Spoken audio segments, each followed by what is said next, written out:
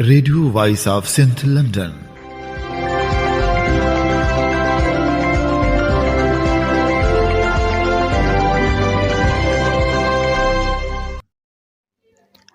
آپ سن رہے ہیں radio voice of Sindh London. خبروں، تجزیوں اور تبصروں پر مشتمل پروگرام آج کا احوال کے ساتھ میں آپ کی خدمت میں حاضر آپ کی میزبان شانزے۔ پروگرام کے آغاز میں آپ کے لیے دعا کہ آپ جہاں بھی رہیں خوش و خرم رہیں۔ 4 فروری 2024 یہ program radio voice of Sindh London کے اسٹوڈیو سے آپ کی خدمت میں براہ راست نشر کیا جا رہا ہے۔ سب سے پہلے حالات حاضرہ پر ایک نظر ڈالتے ہیں۔ ٹنڈو محمد خان کے حلقے پی ایس 67 پر انتخابی مہم کے سلسلے میں ایس ٹی پی سربراہ ڈاکٹر قادر مکسی مختلف علاقوں میں پہنچے۔ وہاں پر خطاب کرتے ہوئے ایس ٹی پی سربراہ ڈاکٹر قادر مکسی نے کہا کہ حکمران ذہنی مریض بن چکے ہیں، ان کی لالچ ختم ہونے والی نہیں۔ ایک طرف حکمران ہے کہ امیر سے امیر بنتے جا رہے ہیں، دوسری طرف سندھ کے غریب لوگ ہیں جن کے پاس روٹی بھی میسر نہیں۔ لوگ پریشان ہیں۔ کچھ خاندان تو ایسے ہیں جن کے پاس عید والے دن اپنے بچوں کے لیے کپڑے لینے کے پیسے بھی نہیں ہوتے۔ سندھ دھرتی خدا تعالیٰ کی نعمتوں سے مالا مال ہے۔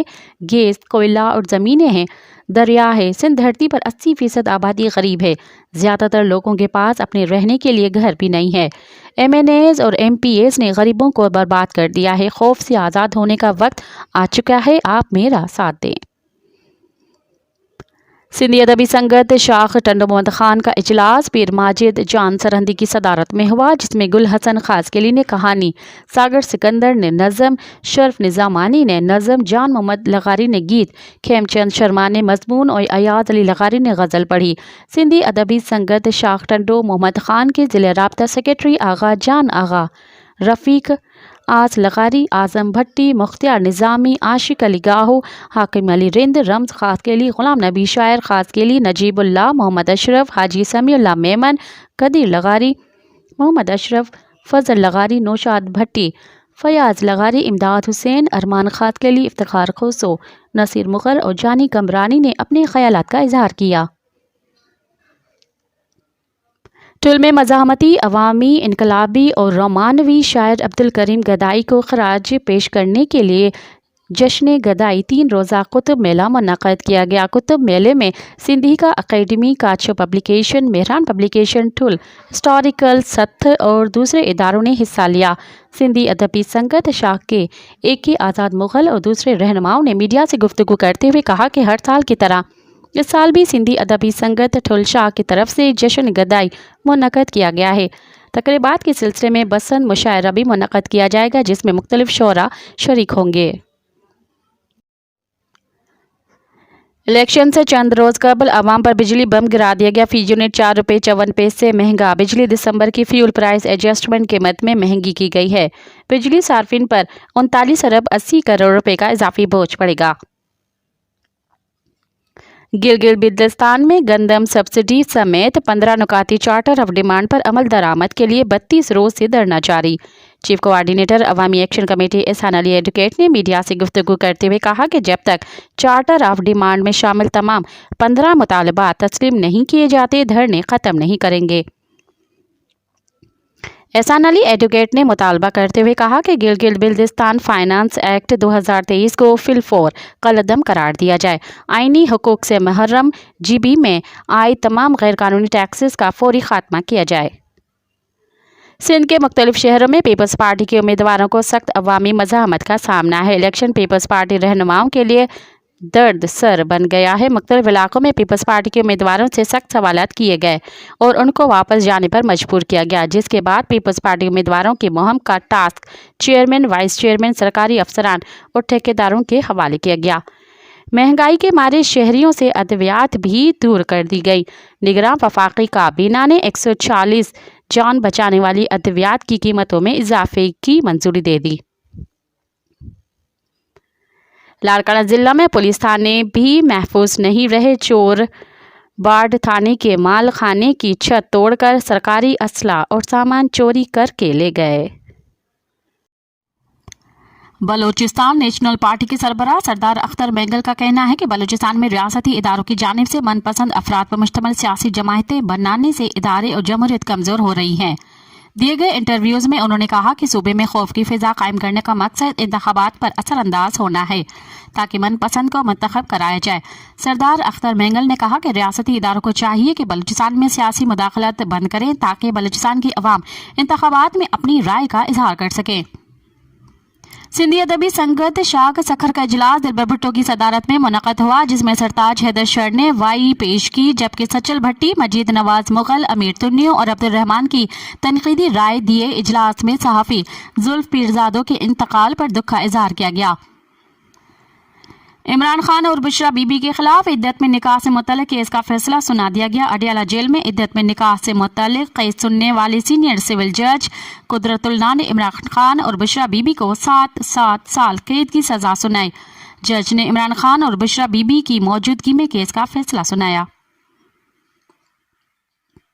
افغان مہاجرین کو اپنے وطن واپس بھیجنے کی دعویٰ کرنے والی وفاقی حکومت نے غیر قانونی طور پر پاکستان میں مقیم مہاجرین کے قیام توثیقی منظوری دے دی۔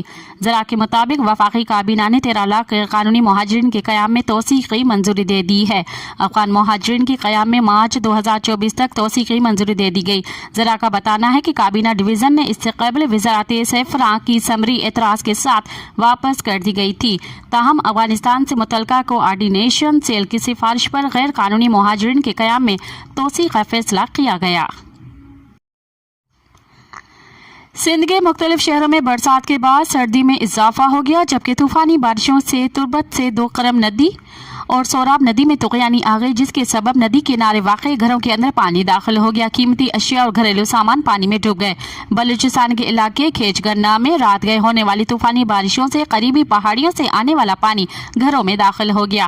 تربت سٹی، ناصر آباد اور دیگر مقامات میں 4 دیواریاں اور کچے مکانات منہدم ہونے کی اطلاعات سامنے آئی ہیں۔ طوفانی بارشوں سے نشیبی علاقے زیر آب آ گئے، پانی آبادیوں میں داخل ہو گیا۔ کیچ کے مختلف علاقوں میں رات گئے طوفانی بارش ہوئی اور ژالہ باری بھی ہوئی ہے۔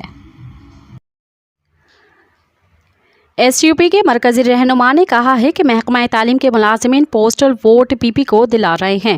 سکھرن میں پریس کانفرنس کرتے ہوئے ایس یو پی کے مرکزی رہنما فلک شیر اوڈ، قاسم سمرو اور ساجد حسین نے کہا کہ سکھرن کے تعلقہ ایجوکیشن آفیسر ملازمین کے ووٹ پیپلز پارٹی کو دلوا رہے ہیں۔ انہوں نے کہا کہ بلٹ پیپر پر جعلی دستخط کیے گئے ہیں، جس کی انکوائری کرائی جائے اور تعلقہ ایجوکیشن آفیسر کو معطل کیا جائے۔ ارسا ایکٹ میں ترمیم اور پنجاب کی طرف سے سندھ کو بنجر بنانے کے لیے 4 نئے کینال بنانے کے خلاف عوامی تحریک کی جانب سے ٹنڈو باغو، نندو، کھوسکی اور ملکانی شریف میں احتجاجی ریلیاں نکالی گئیں، جن کی قیادت عوامی تحریک کے مرکزی صدر لال جروار، PS 70 پر عوامی تحریک کے نامزد امیدوار ایڈوکیٹ فاضل ظہور، جیون کمار، ایسر دا ستو کولہی، ایاز کھوکھر، ایاز کھوسو، ایاز کلوئی، مرتضیٰ شام، مرتضیٰ جمالی، مختار بکاری، لطیف حالی پوٹو، سلیمان حالی پوٹو اور دیگر رہنماؤں نے کی۔ اس موقع پر خطاب کرتے ہوئے عوامی تحریک کے مرکزی صدر لال جروار نے کہا کہ نگراں حکومت کو ارسا ایکٹ میں ترمیم کا کوئی اختیار نہیں۔ ارسا ایکٹ میں ترمیم کر کے ملک کے آئین کو پیروں تلے روندا گیا ہے۔ پنجاب کی زمین کو آباد کرنے کے لیے ارسا ایکٹ میں ترمیم کی گئی ہے۔ انہوں نے کہا کہ 4 نئی نہریں پنجاب کے چولستان کی غیر آباد زمینوں کو آباد کرنے کے لیے سندھو دریا کے پانی سے نکالی جا رہی ہیں، جو کہ سندھ پر حملہ ہے۔ سندھ کی زمینیں نیلام کر کے سندھ کو پانی سے محروم کیا جا رہا ہے اور سندھیوں کی مکمل نسل کشی کی جا رہی ہے۔ انہوں نے مزید کہا کہ PS 70 ٹنڈو باغوں کے عوام عوامی تحریک کے امیدوار ایڈوکیٹ فاضل ظہور کو غلیل کے نشان پر مہر لگا کر ووٹ دیں۔ عوامی تحریک سندھ کے محافظ جماعت ہے۔ اب پروگرام میں شامل کرتے ہیں تجزیے اور تبصرے۔ آپ کی خدمت میں پیش کرتے ہیں محمد حنیف کا کالم۔ اسلام آباد میں طاقت کے ایوانوں کی دیواروں سے کان لگا کر ہمیں گیان بانٹنے والے بتاتے ہیں کہ 2 سے 3 سال لگیں گے۔ جس عجلت کے ساتھ عمران خان کو سزائیں سنائی جا رہی ہیں تو عدالتی فیصلوں میں بہت سے قانونی شکم ہیں، جس کی وجہ سے یہ فیصلے اعلیٰ عدالتوں میں معطل ہوں گے۔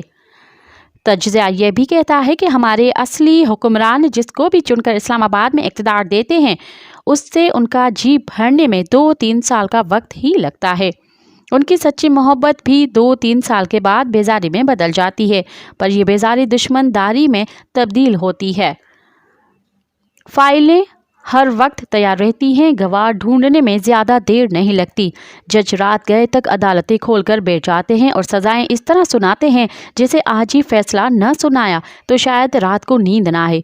इमरान खान 3 साल की सज़ा पहले ही काट रहे थे, फिर एक दिन 10 साल की सज़ा, उससे अगले दिन 14 साल की सज़ा।